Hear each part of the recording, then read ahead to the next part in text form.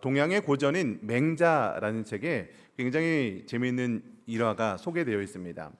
중국의 한 농부가 봄철이 되어서 논에다가 벼를 심었습니다. 근데 이 농부의 성격이 굉장히 급한 거예요. 그래서 이 논을 보면서 이 농부는 계속 얘기합니다. 이 벼가 왜 이렇게 빨리 안 자라는 거야? 좀 빨리 자랐으면 좋겠네. 이런 마음을 가지고 이 벼를 계속 바라봤습니다. 근데 사실 옆에 있는 논과 비교해도 이 벼가 그렇게 늦게 자라는 게 아니었습니다. 그런데도 성격이 급하다 보니까 이 벼가 빨리 자랐으면 좋겠는 거예요. 그러다가 갑자기 번뜩이는 기막힌 아이디어가 하나 떠올랐습니다. 이 벼를 빨리 자라게 하기 위해서 내가 벼를 조금씩 올려줘야겠다. 조금씩 땅에서 뽑아주면 이 벼가 빨리 자라겠지. 이런 기막힌 아이디어를 가지고 이 농부가 하루 종일 모든 벼를 조금씩 땅에서 이렇게 높이 뽑아주기 시작했습니다. 하루 종일 허리를 굽혀서 일하다 보니까 허리는 아팠습니다. 근데 마음은 너무 뿌듯한 거예요. 내가 이렇게 벼를 조금씩 뽑아주니까 벼가 빨리 자라겠지. 신이 나서요, 저녁에 가족에게 돌아가서 얘들아 내가 오늘 내 벼가 빨리 자라가기 위해서 내가 벼를 자라게 하는 그런 기막힌 묘안을 가지고 벼를 도와주었어. 아들이 이 얘기를 들으면서 너무 이상해서 다음날 새벽에 논으로 달려가 봤더니 어떻게 되어 있을까요? 이 벼가 다 뽑혀서 말라 죽어 있는 거예요. 여러분, 이 농부가 마음이 안 좋고 이 벼를 사랑하지 않아서 그랬을까요? 아닙니다. 이 농부는요, 벼를 너무나도 사랑했고 이 벼가 잘 자라기를 간절히 원했던 거죠. 그러나 결과적으로 이 벼를 망치게 되는 일을 했다는 거죠. 여러분, 우리가 사람을 세우는 일도 마찬가지입니다. 우리가 사람을 세우고 어떤 일들을 감당하게 할 때 우리 마음속에는 우리 자녀도 마찬가지죠. 좀 빨리 자랐으면 좋겠고 빨리 성장했으면 좋겠는 그런 마음이 우리 가운데 있습니다. 그러나 그 가운데, 그 사람을 세우는 과정 가운데 너무 빨리 일을 하려고 하다 보면 사람을 잃고 상처를 주는 일도 발생할 수 있다는 겁니다. 하지만 하나님은요, 우리 사람을 그렇게 세우지 않는다는 거예요. 억지로 잡아당기지 않으십니다. 참고 기다리시면서 우리가 자랄 때까지 기다리시는 분이 바로 우리 하나님인 줄 믿으시기 바랍니다. 여러분, 오늘 본문에는요, 이런 하나님의 마음이 잘 담겨 있는 본문입니다. 그래서 저는 오늘 말씀을 통해서 먼저는 하나님께서 오늘 본문 가운데 여러분들을 어떻게 세워 나가지시는 발견하시고, 또한 우리 교회에 또한 중요한 일꾼들을 어떻게 세우시는지 발견하는 가운데 우리 교회가 정말로 하나님께 놀랍게 쓰임받는 교회 되시기를 주님의 이름으로 간절히 축원드립니다. 우리 첫 번째는요, 하나님은 일이 아니라 사람을 세우시기 원하신다는 거예요. 여러분, 우리 본문 18장 13절 말씀 우리 같이 한번 읽어볼까요? 우리 13절 말씀입니다. 시작. 이튿날 모세가 백성을 재판하느라고 앉아있고 백성은 아침부터 저녁까지 모세 곁에 서 있는지라. 아멘. 그러면 이 장면을 한번 상상을 해보세요. 지금 모세가 혼자 재판을 하려고 앉아있는 거죠. 그리고 백성들은요, 이 재판을 받기 위해서 쭉 줄을 서서 기다리고 있는 거죠. 그러다 보니까 아침부터 종일 앉아 있으니까 모세도 힘들고 그 재판을 받기 위해서 줄 서 있는 백성들도 힘든 상황인 거죠. 그래서 모세의 장인 이드로가 이렇게 얘기하는 거죠. 우리 14절 말씀 같이 한번 읽어보겠습니다. 시작. 어찌하여 내가 홀로 앉아 있고 백성은 아침부터 저녁까지 내 곁에 서 있느냐. 그럼 지금 이드로가 문제 삼고 있는 것이 무엇일까요? 지금 이스라엘 백성 가운데 일이 너무나도 많다, 이것을 문제 삼고 있는 걸까요? 물론 지금 이스라엘 백성들의 수가 어느 정도 되냐면 어린아이들, 노인들, 여성들까지 다 합치면 200만 명 정도가 됩니다. 지금 이스라엘 백성들이 애굽에 있다가 출애굽을 한 상황이잖아요. 그러니까 출애굽을 한 이스라엘 백성들의 수가 200만 명 정도 되니까 여러분 생각해 보세요. 200만 명이 모여 있으면 사람들이 많다 보면 가지가지 그런 문제들이 다 발생을 하겠죠. 그러니까 그 문제들을 어떻게 하는 게 좋을지 모세한테 찾아와서 재판을 해달라, 이렇게 많은 문제들을 재판하고 있는 상황입니다. 그러니까 당연히 문제는 많을 거예요. 근데 이드로가 지금 지적하고 있는 것은 너희 가운데 일이 많기 때문에 이 일이 많은 것을 지적하는 것이 아닙니다. 이드로가 지적하고 있는 것은 무엇이냐면 어찌하여 이 일을 너 혼자 감당하고 있느냐. 그러니까 일하는 방식과 구조를 지적하고 있다는 거예요. 여러분, 우리가 모세가 지금 일을 안 하고 있는 게 문제가 아니죠. 모세는 성실히 일을 하고 있음에도 불구하고 이런 문제들이 발생하고 있는 거예요.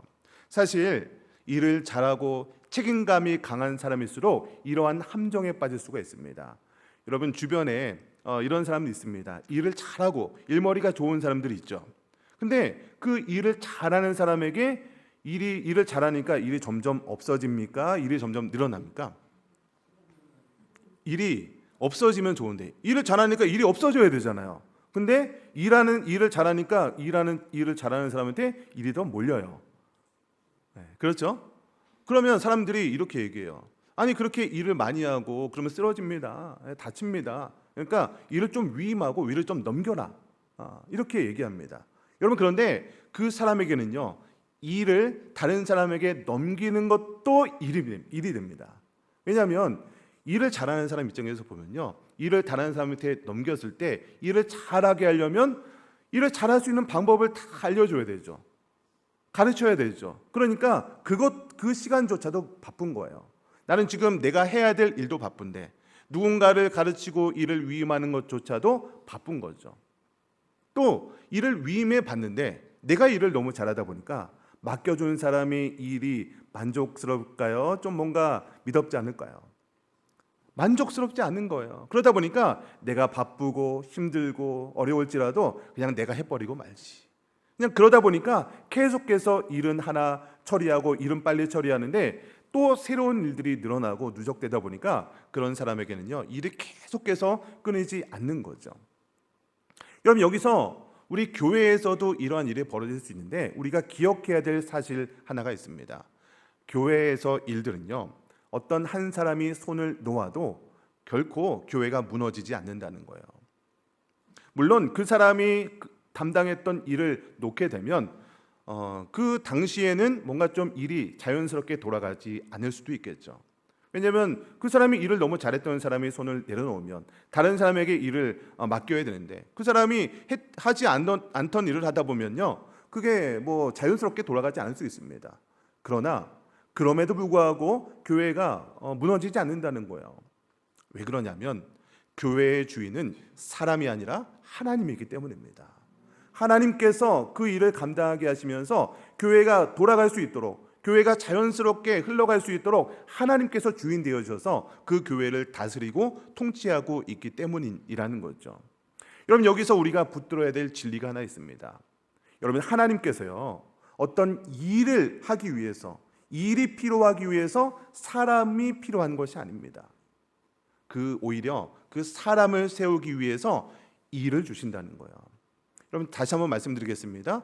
교회는요 하나님의 일은요 어떤 일을 꼭 해야 되는데 그 일을 할 사람이 없기 때문에 사람을 그 일에 넣는 것이 아니라 하나님은요 사람을 세우기 위해서 일을 주신다는 거예요.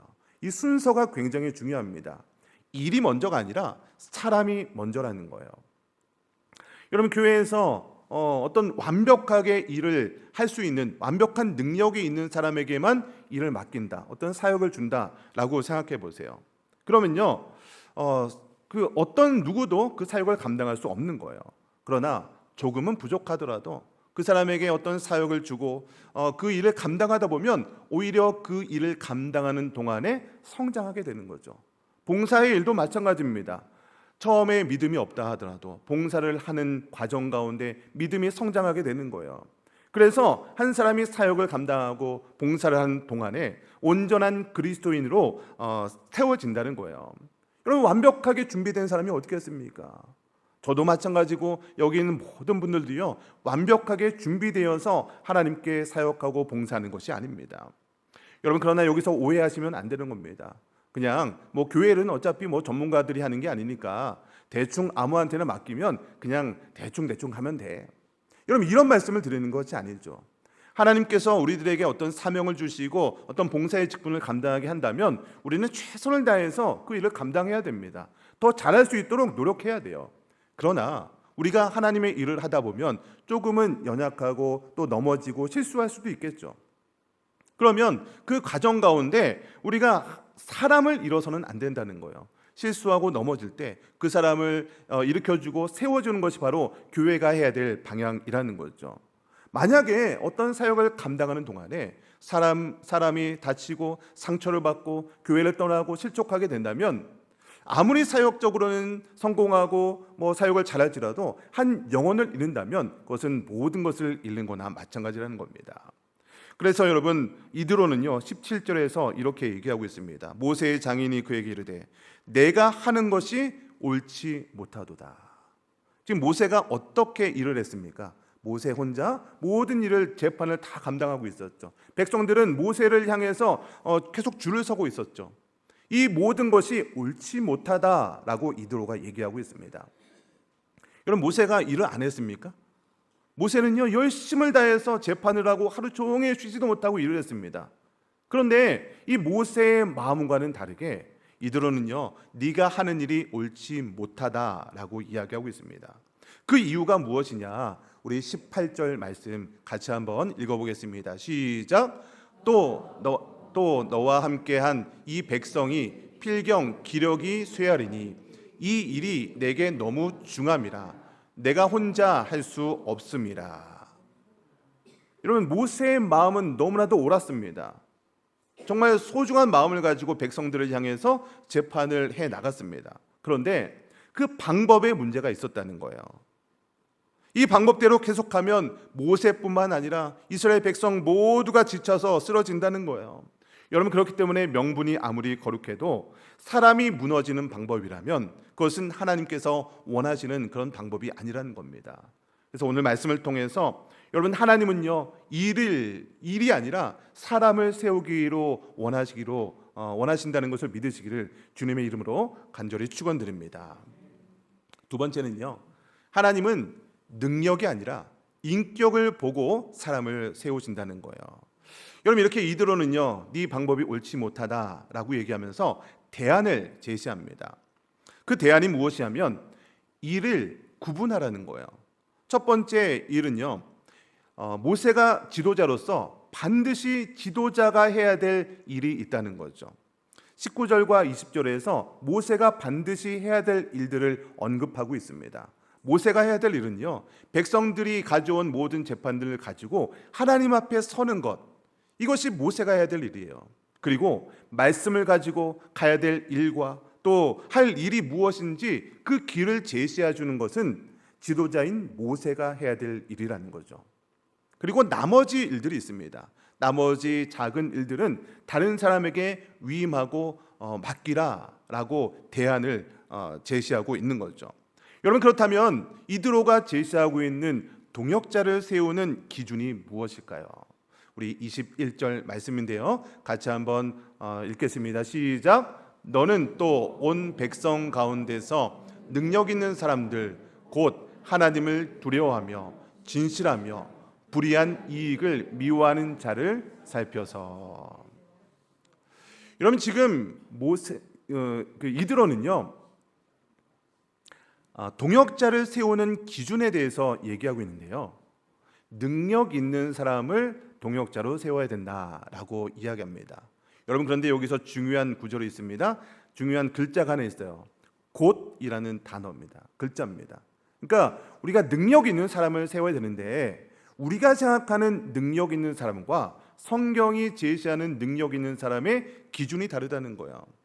능력 있는 사람이 어떤 사람이 능력 있는 사람이냐? 곧 하나님을 두려워하는 사람이 능력 있는 사람이다. 능력 있는 사람이 어떤 사람인가? 진실한 사람이 능력 있는 사람이다.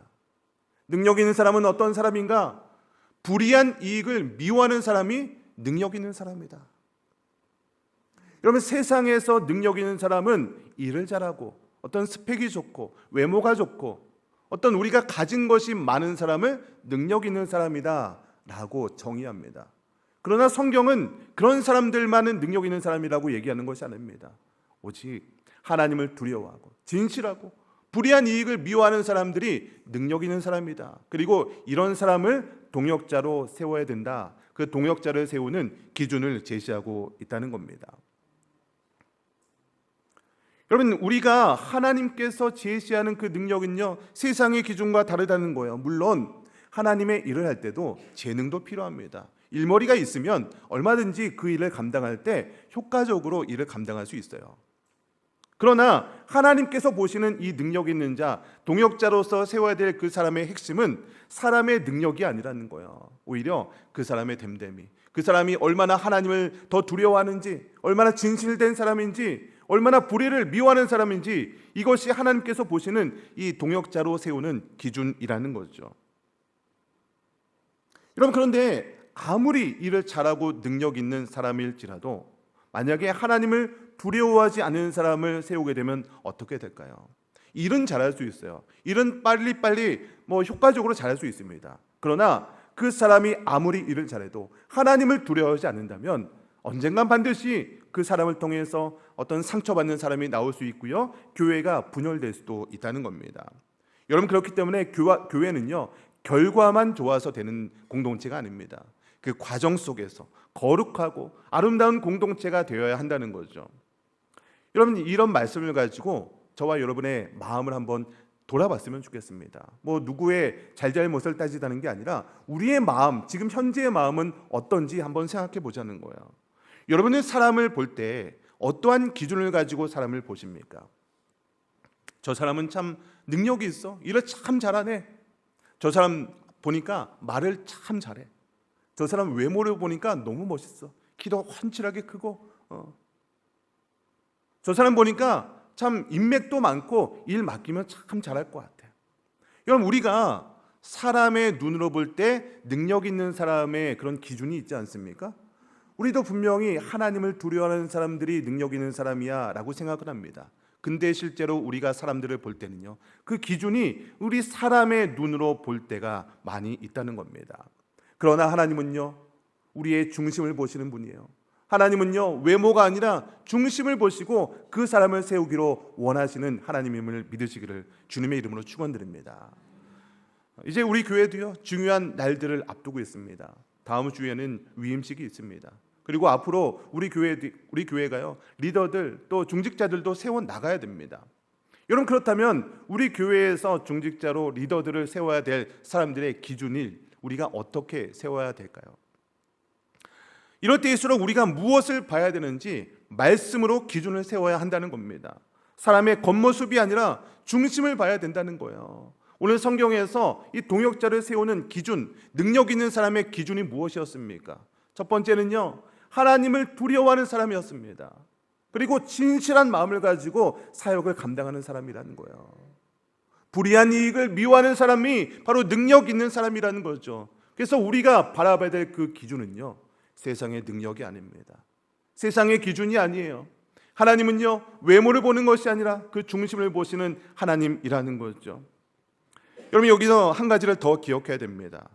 우리가 직분은 사람이 만드는 자리가 아니라 하나님이 세우신 자리라는 거예요. 혹시 우리가 또 직분을 세우다 보면 교회의 어떤 질서에 따라서 투표도 하고 또 이렇게 세워 나갑니다. 그런데 우리 마음속에는요, 각자의 기준이 다 다릅니다. 그러다 보니까 어떤 리더로 세워지고 중직자로 세워지는 분이 내 마음에는 흡족하게 들지 않은 분이 세워질 수도 있겠죠. 여러분, 그러면 그렇다 할지라도 그 세워진 사람을 내가 인정하지 않고 가볍게 여겨서는 안 된다는 거예요. 만약에 그렇게 한다면 그 세워진 사람을 내가 무시하는 것이 아니라 그 사람을 세우신 하나님의 주권을 무시하는 거예요. 내 기준에는 저 사람은 리더로 세워져서는 안 되는 사람이야 라고 생각할 수는 있습니다. 그러나 그 사람 자체를 무시하는 것은 그냥 그 사람을 무시하는 게 아니라는 거예요. 여러분, 교회의 리더, 교회에 세워지는 사람은요, 사람이 세우는 것 같지만 그 뒤에 하나님께서 역사하시는 거예요. 그렇기 때문에 우리가 인간에 세우는 것이 아니라 하나님께서 세우심을 믿으시기 바랍니다. 그래서 우리가 사람을 세워 나갈 때 세상의 눈으로 바라보는 것이 아니라 하나님의 눈으로 바라보시고 능력이 아니라 인격을 가지고 사람을 세워나가는 그 하나님을 신뢰하시기를 주님의 이름으로 간절히 축원드립니다. 마지막 세 번째는요, 하나님은 혼자가 아니라 함께 세워나가신다는 거예요.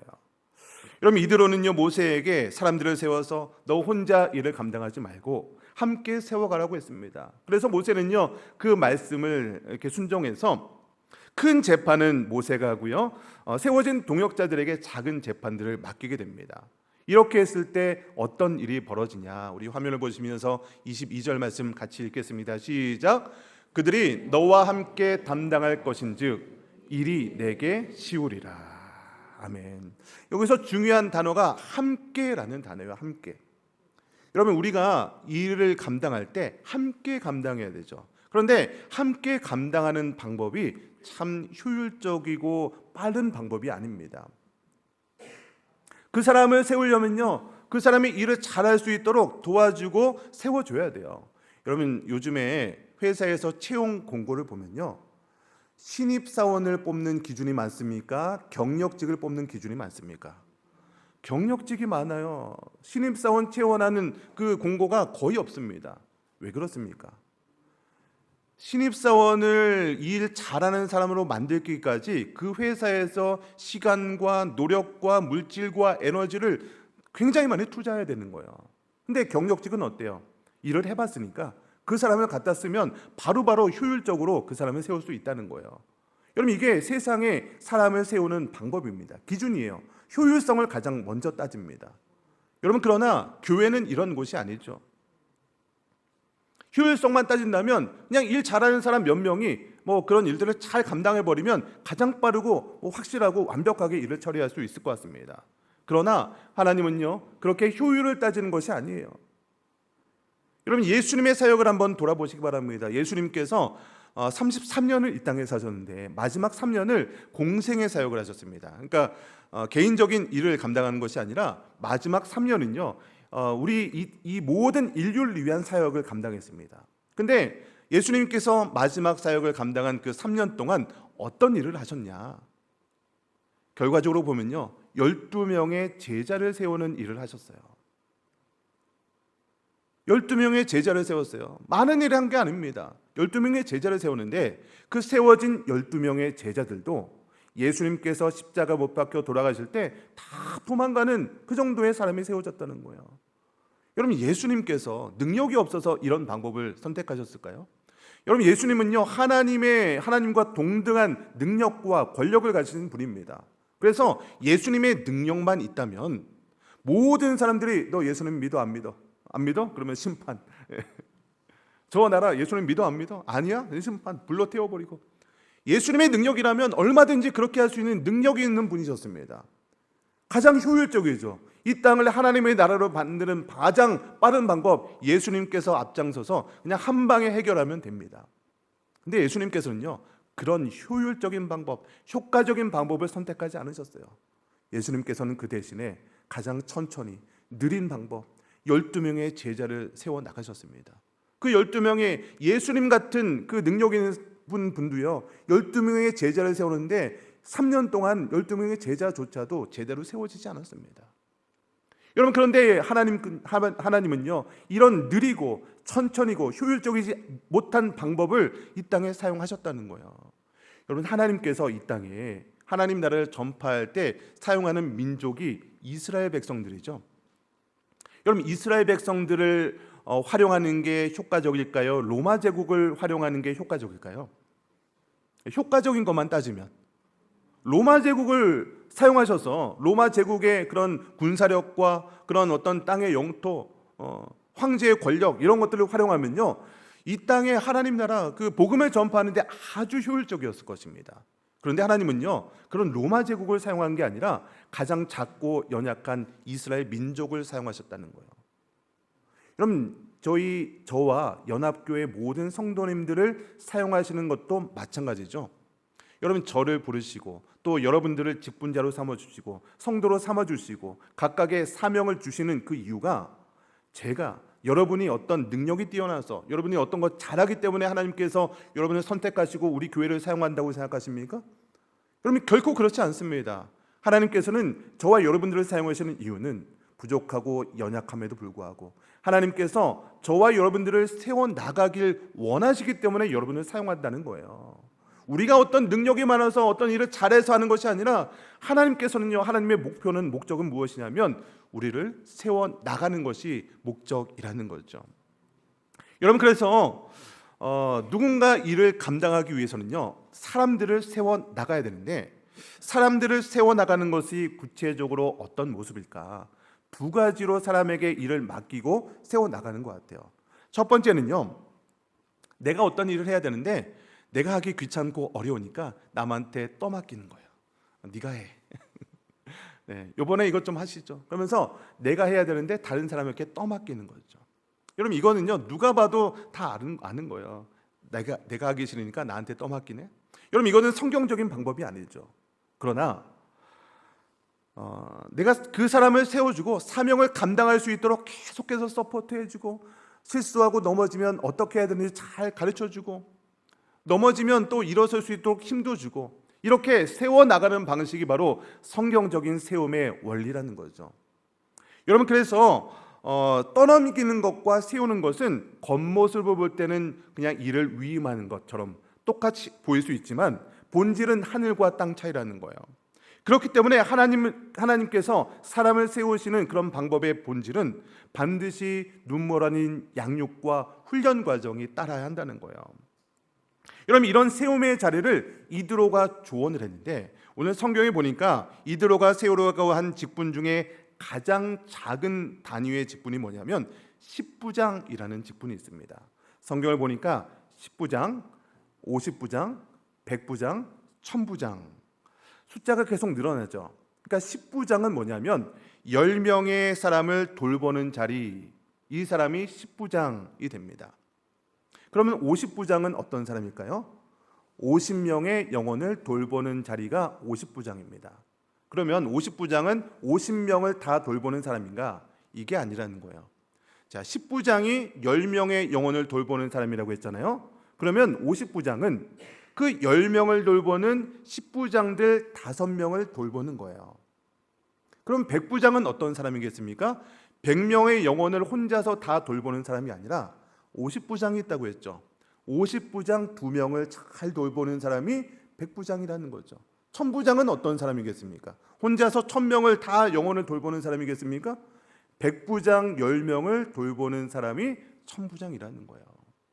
여러분, 그러면 10부장은 적은 인원 10명의 영혼을 돌보는 사람이니까 그 사람은 하찮은 일을 하는 건가? 그렇지 않다는 거예요. 여러분, 영혼을 돌보는 자리는요, 숫자가 많고 적음에 있지 않습니다. 그 영혼을 돌보는 데 있어서 가장 그런 작은 단위로서 기본적으로 핵심적인 자리가 바로 10부장이라는 거예요. 생각해 보세요. 10부장의 일을 잘 감당하지 못하면요, 50부장이 일을 할 수 없어요. 10부장이 일을 10명의 영혼들을 잘 감당해 줄 때 50부장은 10부장이 영혼을 잘 감당하다가 힘들고 지칠 때 그 10부장들을 잘 세워줄 수 있도록 독려하는 거예요. 격려하고 세워주는 겁니다. 또 50부장도 100부장이 있으니까, 또 1000부장이 있으니까 위에서 격려하고 독려하고 세워줄 수 있도록 서로 돕는 거죠.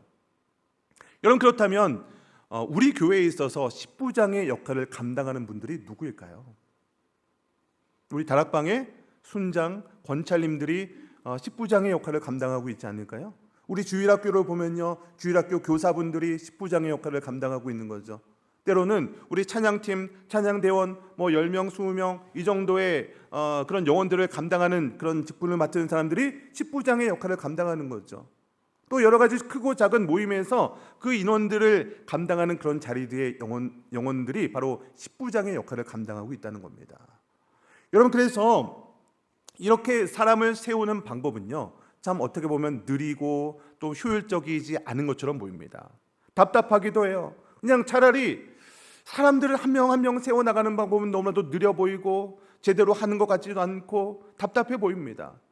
그런데 모세 혼자 일을 감당하던 그런 빠른 길의 결과가 무엇이었습니까? 18절에 모세 혼자 감당하다 보니까 모세도 지치고 백성들도 지치는 그런 모습이 보여지지 않았습니까? 빠른 길이 오히려 같이 죽는 길이었다는 거죠. 여러분, 그러나 반대로 사람을 세우는 길은요, 더디지만 끝까지 갈 수 있는 길이라는 거예요. 한 사람이 지칠 수 있어요. 한 사람이 지칠 수 있겠죠. 그러면 그 사람을 독려하는 사람이 있습니다. 순장이 지치면 권찰이 또 세워지고 같이 일을 도와주고, 어떤 사람이 넘어지면 또 세워줄 수 있는 그런 독려하는 사람이 있다는 거죠. 그래서 공동체가 결코 무너지지 않게 된다는 거예요. 여러분, 그렇기 때문에 느린 길이 사실은 가장 빠른 길이고 느려 보이는 길이 가장 안전한 길이라는 거죠. 무엇보다도 그 길이 하나님께서 가장 기뻐하시는 길임을 믿으시기를 주님의 이름으로 축원드립니다. 그래서 우리가 교회에서 혹은 가정에서 어떤 공동체에서 우리가 사람을 세워야 되는 그런 조급함을 내려놓고 혼자가 아니라 함께 서로 세워가는 아름다운 공동체가 되시기를 주님의 이름으로 간절히 축원드립니다. 말씀의 결론을 맺겠습니다. 모세는요, 장인 이들의 권고를 듣고 그대로 행했습니다. 그래서 성품을 좋은 사람, 능력 있는 사람들을 세워 나갔습니다. 그 결과가 23절에 기록되어 있습니다. 우리 같이 23절 화면을 보시고 같이 읽겠습니다. 시작. 이 모든 백성도 자기 곳으로 평안히 가리라. 아멘. 여기서 평안이라는 단어가 샬롬이라는 단어입니다. 그러니까 우리가 이렇게 서로 짐을 지고 사람들을 세워 나가는 가운데 이 이스라엘 공동체 가운데 주어진 것이 바로 참된 평안이라는 거죠. 어떤 일 잘하는 사람 몇 명이서 일을 하는 것이 아니라 서로 짐을 나눠지고 서로 쓰러지고 넘어지면 세워지고 서로 격려해주고 이렇게 함께 세워가는 공동체가 하나님께서 가장 기뻐하시는 공동체가 되고, 그런 인생을 살아갔을 때 하나님께서 주시는 참된 평안을 누리게 됨을 믿으시기를 주님의 이름으로 간절히 축원드립니다.